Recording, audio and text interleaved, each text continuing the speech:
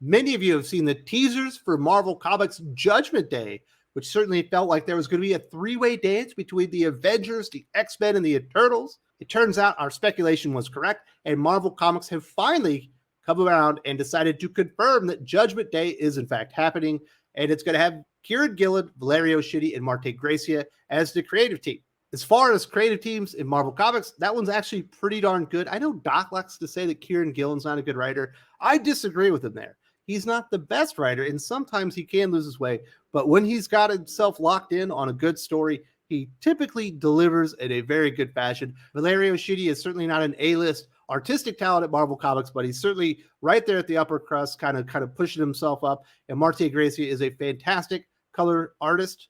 So I think they've got the right team on this one. Unfortunately, Kieran Gillen's been doing a lot of the groundwork on Eternals, and it was really boring. And I imagine if a lot of the setup for Judgment Day is happening in Eternals, no one's going to read it because that comic book sucks. I think the only reason anyone's buying that comic probably is for the covers, which are actually pretty darn good. That is neither here nor there. This is what Kieran Gillen had to say about the three-way dance between the Avengers, the X-Men, and the Eternals, also known as Judgment Day. I looked at everything in Eternals and Immortal X-Men and everything else all the X and Avengers writers have done and thought, yeah, this is an event. In fact, an event is the only way to do justice to this. I don't really know what he's talking about there. As I said, nobody's reading Eternals, so if this is all being set up there, I don't think anyone knows about it. Now, there's certainly been tensions between the X-Men and the Avengers in the Fantastic Four. But we haven't really seen anything play out on those tensions in probably a year and a half. The closest thing was probably when the Avengers were on Krakoa for the party when they terraformed Mars, but no one seems to have given a shit about that actually happening. And then there was the trial of Magneto, which it turns out there wasn't a trial. Magneto didn't do anything. And by the end of that, everything was copacetic. And the Avengers and the X-Men seemed to be on good terms. In fact, they were fighting together to protect Krakoa from some Krakens. Were they Krakens? I think they were Krakens. So I don't know what he means by all the events going on or leading to this big event, because I felt like we were going to get an Avengers versus X-Men event a couple of years ago, but we haven't heard really anything about that since. I don't know what the fuck he's talking about. We certainly haven't seen it in X-Men. I haven't been reading all the Avengers anymore. I just couldn't take Jason Aaron anymore. But I don't think they've really been doing anything there either with the X-Men and Avengers. I know we did have that Dan Slott thing in Fantastic Four, but they're not even mentioned in here. I have a sneaking suspicion that a lot of this stuff that he's talking about being set up in all these books is happening in Eternals, the book he's been writing, and no one knows that it's happening because it's the fucking Eternals, and no one reads that comic book because it's not all that good, unfortunately. Kieran Gillen provided a second quote about writing the Judgment Day event. The Beach Boys' Brian Wilson described the music he was reaching for as teenage symphonies to God. I think that's what the best Marvel events aspire to be, and it's what we're aspiring to here. I want the scale. I want the heartbreak. I want a book that wears its heart on its sleeve, even as it's putting a fist in your face. I want something Wagnerian in its volume, as emotional as God only knows. I don't really think that quote there specifically gives readers any really reassurance or hope that this is actually going to be good, because it does feel like it's absolutely coming out of nowhere, no matter what Kieran Gillen actually says. Marvel has provided some additional information on this Judgment Day event so we can kind of know where it's coming from. They say the Eternals will be learning more about their place in the universe, including a devastating truth about mutant kind, which will lead them to target the recently created mutant nation of Krakoa. The secret Marvel is referring to is from hints given recently and years ago that mutant kind is even more connected to the Eternals than we thought. They are, at least in the Eternals' belief, part of the Deviants race, which are the lifelong enemies of the Eternals. The Avengers and Eternals conflict has also been bubbling underneath the surface, sort of, as the Eternals are finally about to confront the team about using a fallen Celestial as their headquarters. Yes, they have been using a Celestial as their headquarters essentially since the very first or second issue of Jason Aaron's Red. I didn't know that this had upset the Eternals. I don't ever remember it being brought up in the first 2 years, maybe 2.5 years of the Avengers Red, so it must not have been too important.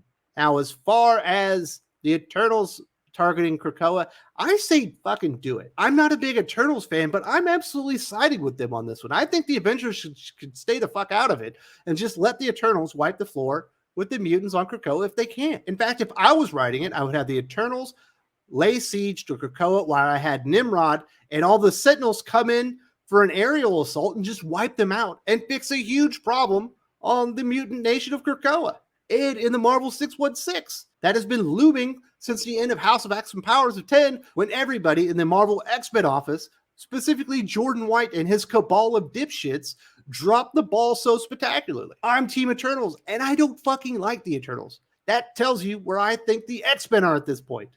They are irredeemable. Let the Eternals, let Nimrod, Omega Sentinel, all the other Sentinels, throw the Avengers on that son of a bitch, let Reed Richards lead the assault, use some of his smarts in there, and get some revenge on these fuckers. They deserve it. There were also some teaser quotes that were put out there. I think these were supposed to be tantalizing to kind of get to whet your appetite and get you excited for this event. I don't personally come away with that feeling, but we will talk about them anyway. The first quote is from Tony Stark. He says, "Speaking broadly, I'm pro-hubris, but how on earth do you think we're going to make a god in a few hours?" To me, it sounds like when the Avengers decide to intervene on the mutants' behalf to keep the Eternals from wiping them out, that they're going to need a god on their side. They just so happen to reside in the heart of a celestial that's been fallen. We've seen Tony Stark do some crazy stuff in the past. I do believe he's going to resuscitate a celestial that they killed quite a few years ago back to life to aid them in their defense of Krakoa. That's just my speculation on that one. The next quote is from Destiny of the X-Men. "There will always be war. That's the one thing we can always be sure of." I don't think this is quite as deep or interesting as Kieran Gillen or whoever wrote this thinks it is. Yeah, there's always going to be a war. Whether you're in the Marvel 616, whether you're in the DC universe, whether you're in the Valiant universe, whether you're in Star Trek where everyone wants peace, or certainly if you're in the real world. So, wow, could you tell us something we didn't already know, Destiny? Apparently not. I'm not even going to speculate on that one because that was just a really stupid quote. They should have come up with something more interesting to come out of Destiny's mouth since she's clairvoyant and stuff. She can actually see the future. As far as the most interesting quote that they actually put out, it is from Druig, who's one of the Eternals.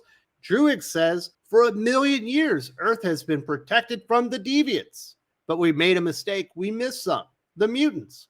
I agree. The mutants are deviants. They're terrible people. They are a thorn on the ass of humanity and need to be wiped out of the 616. So in this case, I am absolutely on Druig's side. Going beyond the quote and the easy jokes that you could make about the mutants being deviants, this is certainly Marvel Comics again trying to establish the importance of the Eternals and the deviants and tying them to something that people in the Marvel Comics fandom actually care about. That would be the X-Men, the mutants. It's going to fail again. They keep trying to do this with the Eternals by connecting them to other things that people are emotionally tied to and invested in to say, look, you like this, you like the Eternals because it's, they're connected and whatnot. And every time people go, not really. I could give a fuck less, just like the last time we tried to do this. As the great Dr. Phil has said, the best predictor of future behavior is past behavior. In the past, every time they've tried any of these stupid tricks with the Eternals, everybody has noped out and said, no, they're still stupid. I still don't care. Judgment Day will not change that. Whatever Kieran Gillen is doing in the Eternals comic book, which, I'm sure there's some fans of it. He's a good writer. It's not going to do it. There's going to be fans of the Eternals, and it's going to be a little bitty subsection, which is dwarfed by fans of Avengers, X-Men, and probably even Champions. If we're going to be completely honest about the importance, awareness, and the amount of fans of the Eternals that are actually out there. They just aren't. So I understand what Marvel Comics are trying to do. It will fail once again because it has failed every single time they have tried to do this. Marvel also says about the event, the Eternals coming after the X-Men on Krakoa, which I agree with, and I'm siding with the Eternals even though I don't care about them, leads to an intervention from the Avengers who hope to play mediators and stave off what Marvel calls a potentially apocalyptic war. Hence the need for them to awaken a god and back them up, because it's obvious that the Eternals ain't having it. They think that the mutants are deviants, at least some of them. And deviants are the sworn enemy of the Eternals, and there will be no resolution that way. Marvel also teases a fourth force that will judge the Marvel universe. Marvel do not specifically state what this fourth entity is, but they do describe them as the greatest power they've ever come into contact with, and that would certainly be a good description of the Celestials within the Marvel Comics universe. And as we mentioned before, there's a Celestial that the Avengers are living inside of right now that they're likely to try to bring back from the dead as a potential ally to stop the Eternals from wiping out the X-Men, which they shouldn't do. They should just let them kill them, right? Don't we have enough evidence about how evil the mutant nation of Krakoa and the mutants and the X-Men and everyone associated are at this point?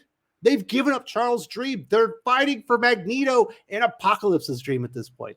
I say wipe them out. Why would anybody in their right mind stop this? Tony Stark is a genius. He wouldn't stop this. Captain America is a patriot. He would know that the sacrifice had to be made. And Reed Richards certainly would go along with it. Screw them. Let the Eternals do the dirty work. What are you guys thinking? It doesn't make sense narratively speaking, because we all know that they need to be wiped out. And certainly if you were in the 616, you would know it too. Everyone's being hijacked for plant medicine. There is one more quote that is in here. It didn't seem important, but I wanted to laugh about it. This is what artist Valerio Schiti had to say. And I love this. We'll end it on this bad boy because it's so funny. It is great to have the opportunity to draw another Marvel event after Empire. The difference is that last time I was just excited, but now I know the high expectations are there. He knew going in that no one expected anything from Dan Slott in Empire. Obviously, we know Al Ewing was dragged into that too, but even the artist knew Empire was a joke before they ever even launched it. I feel bad that he thinks that this Judgment thing's going to be important. Obviously, it'll probably sell a comic book or two because it's got the X-Men and the Avengers in it, not because it's got the Eternals. That'll probably keep a few people out. But hey, I can tell you this. If Marvel promised the annihilation of Krakoa and the X-Men in this event, it would sell like hotcakes. If you need to know why Marvel Comics X-Men sucks so bad right now, group editor Jordan White actually talked about his editing process, or lack thereof. You will not believe this. It all starts with him and the editorial group there. It is literally the blind leading the blind. You will not believe what he had to say about editing X-Men.